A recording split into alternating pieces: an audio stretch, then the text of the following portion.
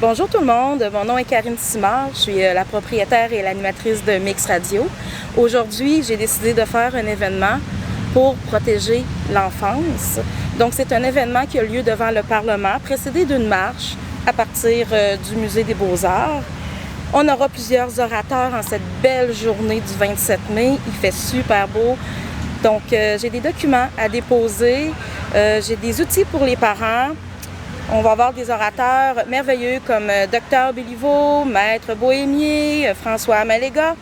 Donc voilà, c'est une mobilisation auquel j'ai pensé parce que c'est une cause qui me touche beaucoup, les enfants.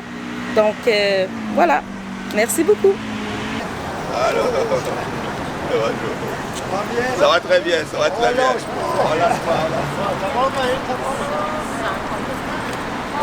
La marche de la famille contre la loi C15 qui enlève tous les droits aux parents, d'être des vrais parents. La loi C15.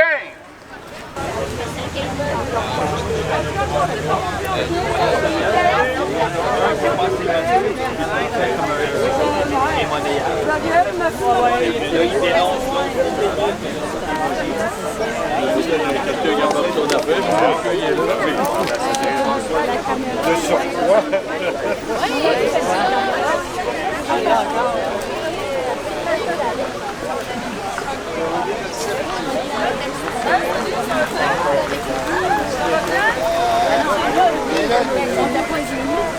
Je pense qu'on monte avec le choix. Ils montent ensemble.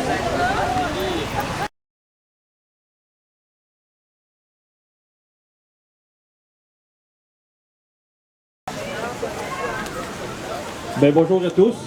Merci de vous être déplacés pour être venus ici pour dénoncer les abus qu'il y a avec la protection de la jeunesse, le Parlement. Qu'est-ce qu'ils font, la loi C15 qui était votée pour nous enlever les droits parentaux. On m'a demandé de venir ici pour vous partager un petit peu mon expérience avec la protection de la jeunesse. Je vais essayer de faire ça bref, mais vous expliquer un petit peu mon cheminement parce que concernant la protection de la jeunesse, j'ai une bonne expertise de fait sur eux. Avant 2010, je ne connaissais rien de ce qui était de la protection de la jeunesse, à part avoir été intervenant en thérapie et que deux individus avaient des problèmes avec le DPJ qu'à l'époque, je ne connaissais pas trop. 2010, j'ai reçu un téléphone de la protection de la jeunesse que ma fille aînée avait été abusée sexuellement par le chum à sa mère. 3 jours après, la journée même que je l'ai su, je suis parti avec mon enfant. J'étais déjà en processus pour demander sa garde pleine. J'avais une carte partagée. Et 3 jours après, j'ai reçu un téléphone comme quoi je ne pouvais plus approcher mes enfants, que j'étais rendu un danger public, que je voulais tuer mes enfants puis me suicider. Je venais de l'apprendre.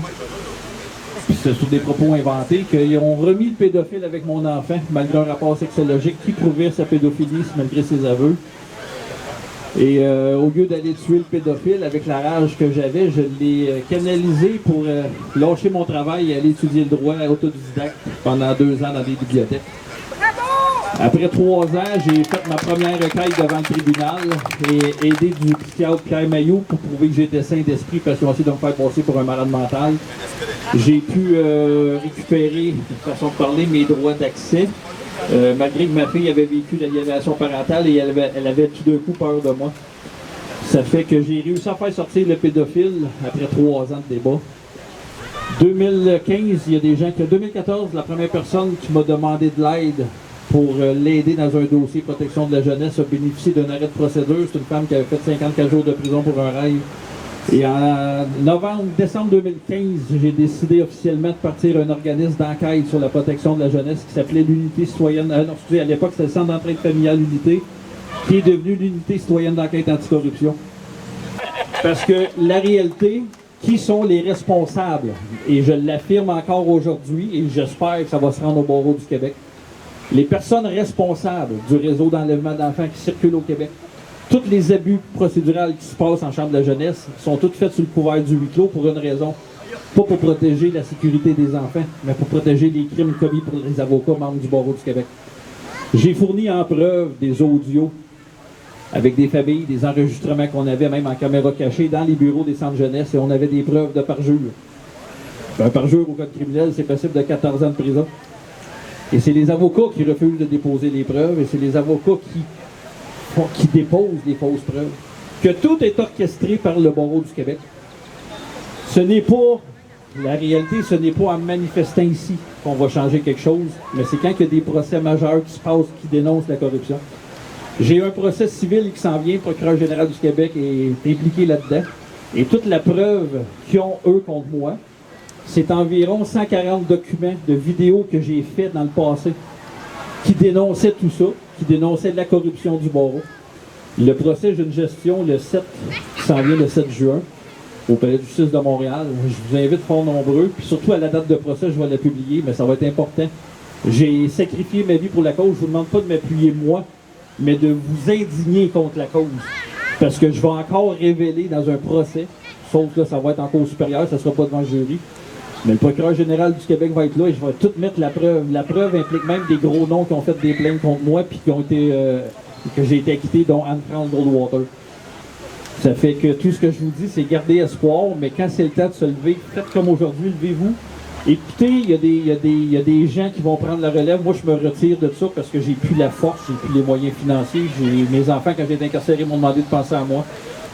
Donc, je vous demande de garder la foi et de le faire pacifiquement. C'est pas en commettant des crimes que vous allez montrer que vous êtes des bons parents, mais c'est en vous tenant debout et en restant pacifique. Je vous remercie.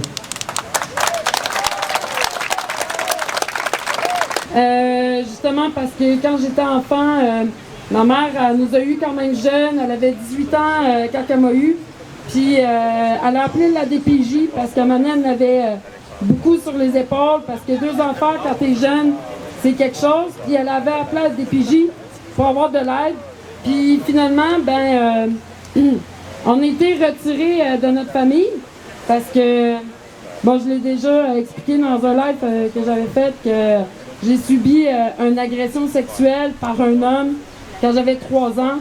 Puis, ils m'ont retiré, m'ont envoyé dans une famille d'accueil.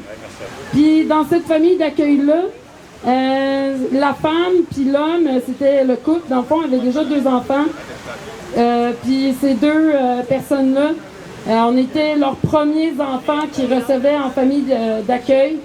Puis, la femme, elle avait déjà subi de la violence de sa mère, donc elle aimait pas les petites filles. Fait que quand j'étais enfant, dans cette famille d'accueil-là, à 3 ans, j'ai subi de la violence physique puis psychologique de cette femme-là. Des personnes comme moi, qui ont été aussi dans des mauvaises familles d'accueil, ça existe. Puis qu'il y en a des familles d'accueil qui abusent aussi des enfants. Puis que des fois, on retire peut-être un enfant qui n'était pas dans la meilleure des familles, mais que ces familles-là auraient peut-être juste besoin d'aide, qui auraient juste besoin, qui sont isolés, qui n'ont peut-être pas les ressources autour d'eux pour les aider, qui n'ont pas le soutien de leur famille, qui n'ont pas le soutien de leurs amis ou du monde autour d'eux, parce que justement, on est rendu dans une société tellement individualiste, séparée, qu'on ne s'occupe plus de connaître qui est notre voisin, de connaître c'est qui les gens qui sont autour de nous. On a ce manque-là de s'impliquer collectivement, à s'entraider. Fait que qu'est-ce qui arrive, c'est que les gens, ils se tournent où? Ils se tournent vers les institutions gouvernementales parce que l'aide est rendue toute institutionnalisée.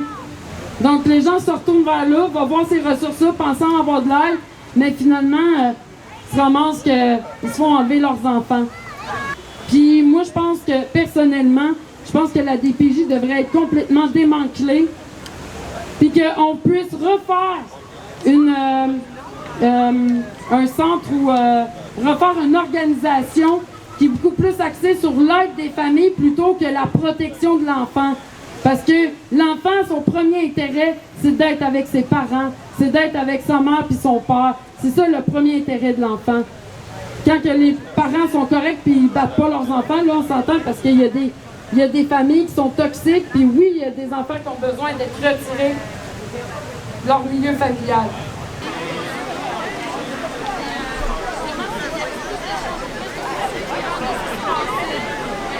Bonjour, je suis Carole pour la protection des enfants, pour que les parents soient éveillés du choix qu'ils doivent faire pour la vie de leur enfant. Alors ici maintenant, les parents, soyez éveillés pour le choix ultime de leur sexualité, de leur appartenance comme enfants, de leur innocence. Alors merci M. Legault de nous conduire jusqu'au mur des lamentations. OK, que Dieu vous bénisse!